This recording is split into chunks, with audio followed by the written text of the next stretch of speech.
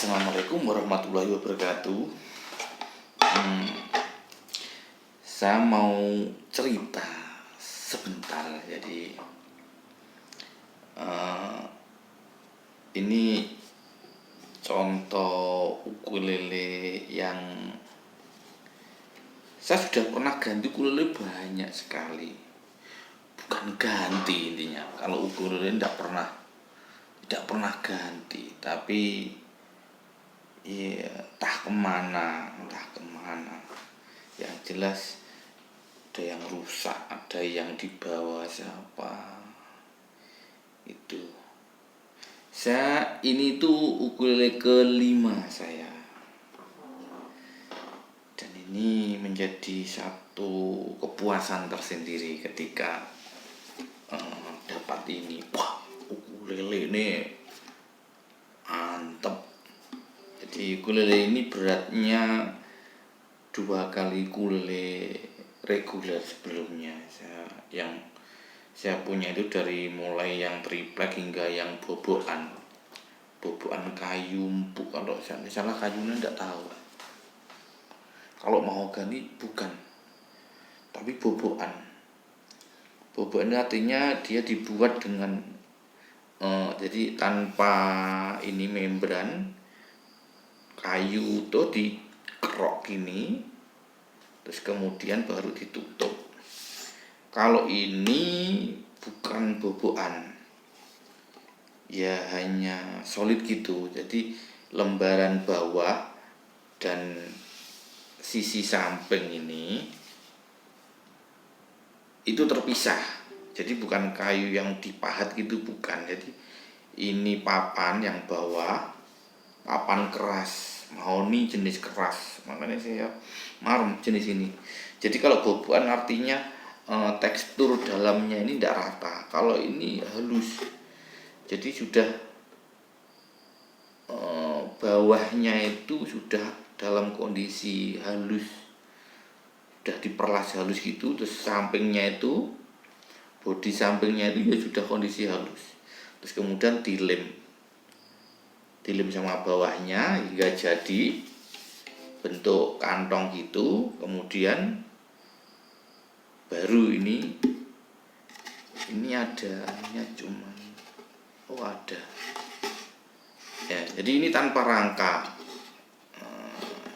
tapi hanya membrannya saja, hanya membrannya yang pakai rangka. Jadi tidak pakai rangka dan halus, bukan seperti bobokan itu dipahat itu permukaannya tidak beraturan.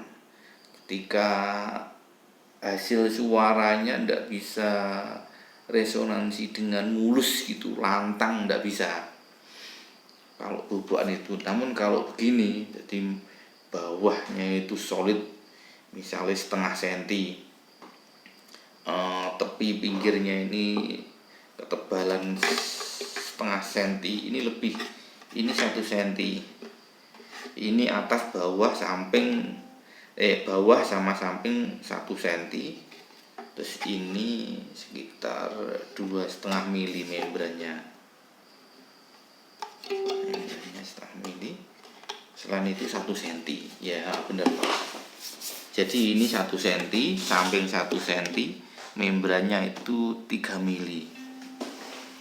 Ininya keras, kayu sono keling, pas galih. Ini saya ukir pakai bur PCB itu saya sing kewalahan. Jadi tidak bisa melukai, bur PCB itu tidak bisa melukai, sulit melukai. Akhirnya saya bikin hanya sekedar nama pengenal ini Udin gitu. Saya kesulitan karena kerasnya ini. Semula datang itu saya nggak puas, nggak marem. Saya biarkan, nggak saya mainkan, kira-kira ya hampir 1 minggu sampai ini jadi. Jadi ini memang begitu datang itu fales, senare. Akhirnya saya juga muter, tidak ada ukuran sampai akhirnya putus. Kemudian hikmah dari itu semua akhirnya Ya ini jadi 3 senar. Kemudian ini bridge-nya ini karena bridge yang lama itu salah, fales, saya pindah bridge-nya, saya bikinkan bridge di depannya. Terus kemudian ini nya saya ganti juga. Terus kemudian apa lagi ya? Nah, ini bridge-nya ini saya buat seperti gitar Gibson akhirnya. Jadi bridge yang lama yang tidak terpakai itu saya bikin tempat untuk masuk, terus kemudian naik lagi ke bridge bikinan ini. Jadi lebih nekan gitu, suaranya lebih nyaring, berkarakter.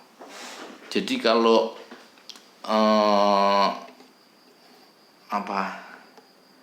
ini plastik keras atau mungkin entah sampean bikinnya dari apa namanya, dari tulang, terus kemudian menumpang di bridge-nya itu bahannya misalnya kayu sono, kayu keras kayu sono itu, misalnya numpang di kayu sono itu kalau digenjreng jreng, kalau menurut saya mentah.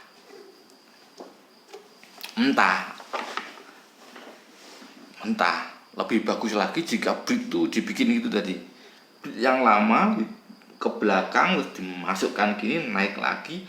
Lah bridge yang baru itu jangan ngenok ke seluruh permukaan, tapi cukup 2 atau 3 mirip itu, niru violin, niru bass betot. Jadi ini cuma 2 sisi, ini sama ini. Nah, yang napak cuma 2 titik ini sama ini. Jadinya keras, cerong 2 kali lebih keras. Jadi terus kemudian ini bener-bener dari kayu keras. Kok kayu keras, plastik keras. Ini dari garane pasta gigi, sikat gigi formula itu loh guys. Loh ya, sikat gigi formula yang hijau langsung numpang di membran. Hasilnya kencang sekali dan berkarakter. Jangankan ini cuma digesek gini bunyi.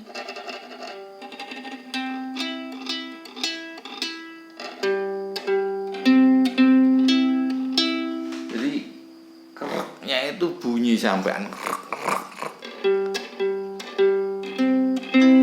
sampai segitunya, maut doy. Akhirnya ini membawa berkah, malah senang sekali. Jadi dari yang semula fals kemudian di modif sedemikian rupa, akhirnya jadi ini benar-benar sudah jadi kesayangan nih. Jadi kadung cinta-cintane, kadung demen-demene, kadung jeru-jerune. Jadi seneng pakai ini. Kecuali nutnya ini saya enggak cocok. Lebih seneng sama kuningan. Saya seneng sama yang keras kuningan, tapi yang tipis, kuningan tipis. Ini kayak jenis apa ya, aluminium apa agak keras, aluminium campur besi. Yang ini saya senang yang kuningan.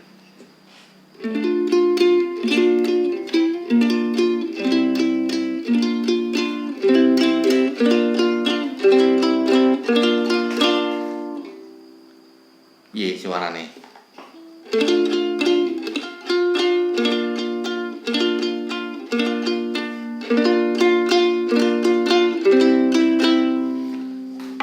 kenapa kemudian kok eksis di senar 3, kemarin senar 4? Alasannya jari saya sudah gemuk-gemuk, tidak seperti zaman muda dulu. Akhirnya pakai 4 senar itu saya kesulitan dalam jadi mainnya tidak bisa jernih. Kedua, kalau senar 4 itu jika dipakai digenjreng jreng ngekot, berarti kalau nada itu misalkan C, do mi sol kan cuma 3 nada. Berarti kalau senar 4 berarti harus ada yang 2 yang nadanya sama dengan ini, entah yang mana, 1 2 di antara 1 2 3 4 itu pasti ada yang sama nadanya. Ketika nada itu ada 2 yang sama, otomatis membuat volume pada tone itu, nada itu menjadi lebih tinggi, yang lainnya jadi kalah, akhirnya tidak seimbang. Efeknya apa? Kalau didengar seperti tidak detail, ada yang menutup, ada yang terbelakang. Kalau begini, 3-3 jadi adil, semua terdengar.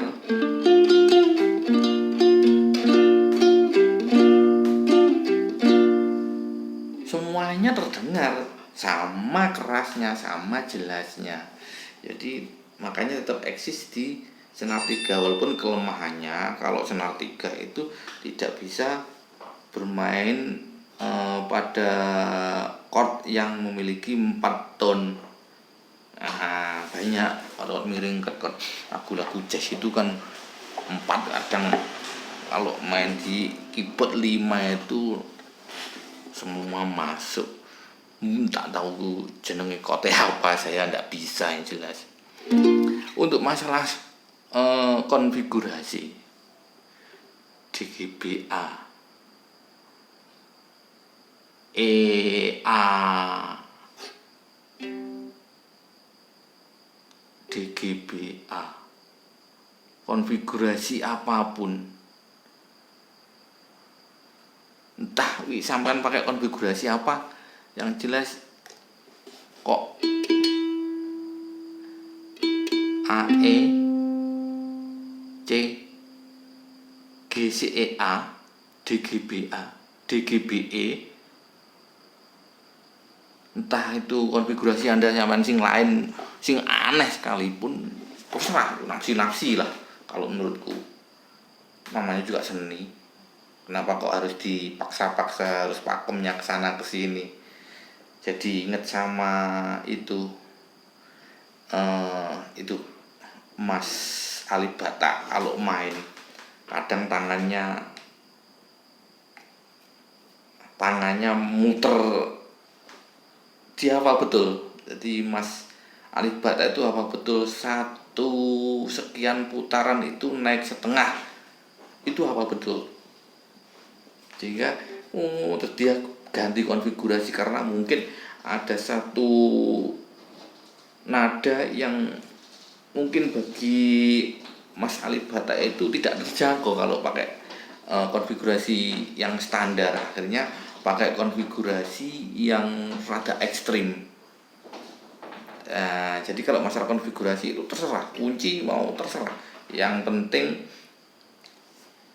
acuane tone itu internasional sama gitu. Konfigurasi bebas, saya kira seperti itu. Sak isone, sak penake tangane sampean, sak nyamane. Tapi yang jelas semua tes tadi pasti mencerminkan karakter sampean masing-masing. Karena saya tidak bisa keceruan kayak yang di YouTube itu, jadi cilik ngamen kok pinter banget. Saya tidak bisa main seperti itu. Akhirnya main itu ya seperti main gitar.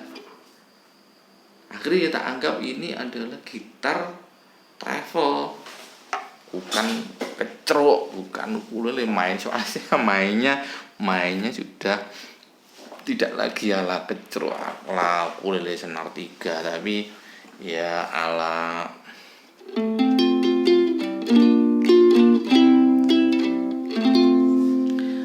gitar biasa. Jadi konfigurasi silahkan bebas. Yang penting sampai nyanyi bisa menyatu dengan ini sampean. Kuwi aku. masalah ndak sama, yo silahkan. Saya susunannya pakai ini paling besar, makin kecil makin kecil ke bawah. Kalau susunan ukulele internasional saya ndak bisa malah. Ketika nadanya bener, nadanya itu bass tinggi tapi di telinga itu asing gitu, adeng ngebasi kok tinggi gitu. Niat ngebasi apa niat melodi lah itu. Jadi kalau itu bagiku pribadi ya ndak cocok aja. Sehingga konfigurasi itu harus menyesuaikan orangnya masing-masing karakter. Setiap orang punya tes sendiri-sendiri.